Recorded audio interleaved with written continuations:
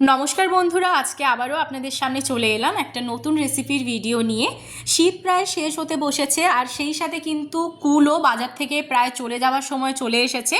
সেজন্য আজকে আমি আপনাদের সাথে শেয়ার করছি কুলের টক ঝাল মিষ্টি আচার, যেটা আপনারা সারা বছর বাড়িতে সংরক্ষণ করে রাখতে পারবেন।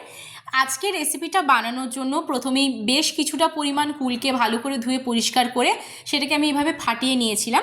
এবার অপরদিকে একটা ভাজা মশলা তৈরি করব, সেজন্য নিয়েছি এখানে আমি ধনে, গোটা জিরে, নিয়েছি মৌরি আর নিয়েছি এখানে আমি শুকনো লঙ্কা। এবার শুকনো কড়াইয়ের মধ্যে ভালো করে এগুলোকে ভেজে নেব একদম। তারপর এটাকে কিন্তু নামিয়ে নিয়ে গুঁড়ো করে নেব। এবার ওই কড়াইয়ের মধ্যেই দিয়ে দিচ্ছি আমি পরিমাণ মতো সর্ষের তেল, দিয়ে দিলাম 5 ফোড়ন আর দিয়ে দিলাম শুকনো লঙ্কা 3টে। খুব সুন্দর করে একটু নেড়ে চেড়ে নেব। 15 সেকেন্ড মতো ভেজে নেওয়ার পর সুন্দর একটা গন্ধ বেরোনোর পর এর মধ্যে দিয়ে দেব আগে থেকে ফাটিয়ে রাখা কুলগুলো কিন্তু সুন্দর করে এর সাথে এইভাবে নেড়ে চেড়ে নেব। নেড়ে চেড়ে নেওয়ার পর এর মধ্যে আমি দিয়ে দিচ্ছি স্বাদ মতো নুন আর দিয়ে দেবো এখানে পরিমাণ মতো হলুদ গুঁড়ো। এবার এই দুটো উপকরণ দিয়ে দেবার পর সুন্দর করে আবারও একবার নেড়ে চেড়ে নিয়ে আমি কুলগুলোকে একটু ভাজা ভাজা হতে দিচ্ছি। একটু নাড়াচাড়া করে নিয়ে ঢাকা দিয়ে দিচ্ছি। এবার বেশ খানিকক্ষণ পর ফিরে এসেছি। ঢাকাটা সরিয়ে নাড়াচাড়া করে নেওয়ার পর এর মধ্যে দিয়ে দিয়েছি অর্ধেক পরিমাণ চিনি আর অর্ধেক পরিমাণ গুড়।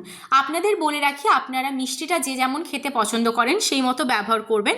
আর আপনারা যদি মনে করেন যে শুধুমাত্র চিনি দিয়ে করবেন বা শুধুমাত্র গুড় দিয়ে করবেন, সেটাও করতে পারেন, বা আমার মতো এভাবে হাফ চিনি আর হাফ গুড় দিয়েও করতে পারেন। এবার ভালো করে এটা মিশিয়ে নিচ্ছি। গুড় আর চিনিটা আমি এখানে কিন্তু মেল্ট হওয়া অবধি অপেক্ষা করব। দেখুন কত সুন্দরভাবে মেল্ট হয়ে গেছে আর একদম একটা ঘন চিটচিটে ব্যাপার চলে এসেছে। এরমই রাখবো, আর বেশিক্ষণ এটাকে ফোটাবো না। আমার কিন্তু কুলের আচারটা একদম রেডি হয়ে গেছে। দুর্ধর্ষ একটা গন্ধ বেরিয়েছে আর খেতেও কিন্তু দারুণ হয়েছে। শীত শেষ হয়ে যাওয়ার আগে আর বাজার থেকে কুল চলে যাবার আগে একবার অবশ্যই কিন্তু এই আচারটা কুলের বানিয়ে রাখবেন। আর এটা কিন্তু সারা বছর বাড়িতে সংরক্ষণ করা যায়। আর এর মধ্যে আমি দিয়ে দিচ্ছি ভাজা মশলা, যেটা আমি আগে তৈরি করে রেখেছিলাম, যেটা কিন্তু আচারের টেস্টকে আরও দ্বিগুণ করে দেয়। আচারটা আমার একদম রেডি হয়েছে। কেমন লাগলো অবশ্যই কিন্তু কমেন্ট বক্সে জানাতে ভুলবেন না।